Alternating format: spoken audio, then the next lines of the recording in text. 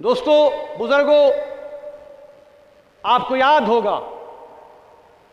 کہ 1993 میں جب میر وائز منزل پر کل جماعتی حریت کانفرنس کی بنیاد پڑی، اس وقت حالات بہت مختلف تھے۔ 93 میں جب حریت کانفرنس کا وجود عمل میں آیا تو وہ ایسے حالات تھے کہ جب عسکریت بالکل اپنے عروج پر تھی، اور اس وقت بھی اگر آپ دیکھیں کہ کل جماعتی حریت کانفرنس نے برملا اس بات کا اظہار کیا کہ ہمارے بننے کا مقصد، اس فورم کو وجود میں لانے کا مقصد یہ ہے کہ ہم پرامن طریقوں سے اس مسئلے کا حل چاہتے ہیں، یعنی مسئلے کشمیر کو حل دیکھنا چاہتے ہیں۔ آج تقریباً 30 سال گزر گئے، اور آج 30 سال کے بعد پھر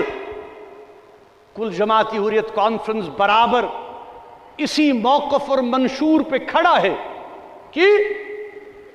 جموں کشمیر کے مسئلے کا سیاسی حل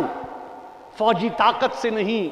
بندوق سے نہیں، بلکہ بات چیت سے نکلے گا۔ بزرگوں، آپ جانتے ہیں کہ کچھ دن قبل ہی وزیر اعظم نریندر مودی صاحب نے برکس کے جو سمٹ ہوا روس میں، وہاں پر ایک بڑی اہم بات کہی، اور جس بات سے ہم سب بالکل متفق ہیں۔ انہوں نے کہا کہ آج کا جو دور ہے، آج کا جو وقت ہے، وہ ڈائیلاگ اور ڈپلومیسی کا وقت ہے۔ آج کا دور جنگ کا دور نہیں ہے، اور ہم بالکل یہی مانتے ہیں کہ جنگ و جدل سے مسئلے حل نہیں ہوتے، مسئلے الجھ جاتے ہیں، اور ہم بھی یہ محسوس کرتے ہیں کہ اسی سوچ کو، اسی فکر کو آگے بڑھانے کی ضرورت ہے۔ ہم نے ماضی میں بھی اس فکر کو آگے بڑھایا۔ آپ کو یاد ہوگا کہ مشکل ترین حالات میں جب ہماری مخالفت بھی ہوئی، لیکن تب بھی ہم نے بات چیت کے عمل کو نہیں چھوڑا۔ چاہے ہم نے واجپئی صاحب کے ساتھ بات کی، چاہے ہم نے منموہن سنگھ صاحب کے ساتھ بات کی، چاہے ہم نے پرویز مشرف صاحب کے ساتھ بات کی، تو مدعا اور مقصد یہی تھا کہ خون بہت بہہ چکا ہے، خون بہت بہہ رہا ہے، ہمیں راستہ اختیار کرنا ہے ڈائیلاگ کا، بات چیت کا۔ اور آج آپ دیکھ رہے ہیں کہ جموں کشمیر میں 30 سالوں سے یہ خون بہنے کا عمل، انسانی جانوں کے ضائع ہونے کا عمل برابر جاری ہے۔ آپ نے دیکھا کہ گگنگیر میں پچھلے ہفتے بے گناہ لوگ مارے گئے،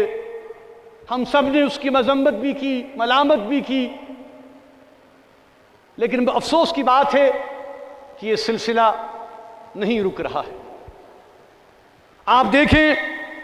کہ کل ہی گلمرگ جیسے ہائیلی سیکیور اور سینسٹیو ایریا میں بھی تشدد ہوا ہے، انسانی جانوں کا ضیاع ہوا ہے۔ یہ بھی ایک تشویشناک صورتحال ہے۔ ان سارے معاملات کی تحقیقات ہونے کی ضرورت ہے۔